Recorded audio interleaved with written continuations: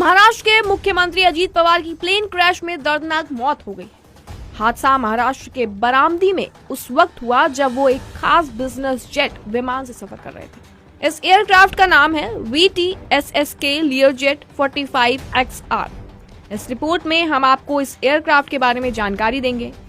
तो दरअसल VT भारत का एयरक्राफ्ट रजिस्ट्रेशन कोड होता है, यानी कि इस एयरक्राफ्ट का रजिस्ट्रेशन भारत में हुआ। विमान बम्बार्डियर एरोस्पेस द्वारा निर्मित है और इसका मॉडल लियरजेट 45XR है। लियरजेट 45XR एक मिड साइज बिजनेस जेट है। इसका इस्तेमाल आमतौर पर कॉर्पोरेट यात्राओं, चार्टर फ्लाइट्स और VIP मूवमेंट के लिए किया जाता है।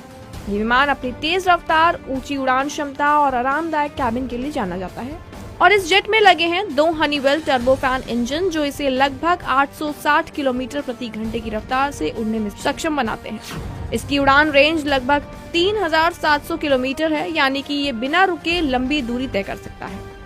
विमान 51,000 फीट तक की ऊंचाई पर उड़ान भरने में सक्षम है, जो इसे कम एयर ट्रैफिक और स्मूथ फ्लाइट का फायदा देता है।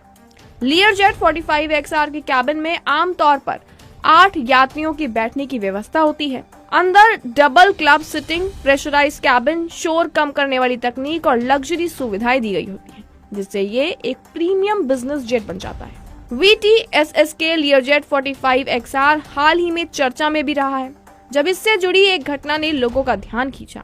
इसके बाद ये विमान और इसका मॉडल सार्वजनिक रूप से चर्चा का विषय बन गया। कुल मिलाकर Learjet 45XR एक शक्तिशाली, तेज और भरोसेमंद बिजनेस जेट है, जो आधुनिक एविएशन तकनीक और लग्जरी का बेहतरीन उदाहरण है।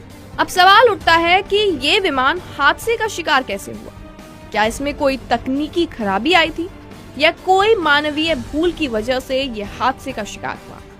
जांच दल इन सभी सवालों का जवाब तलाश रहे हैं। ब्लैक बॉक्स की पड़ताल के बाद ही हादसे की सही जानकारी मिल पाएगी। पूरा प्रशासन हादसे की वजह तलाशने में जुटा हुआ है।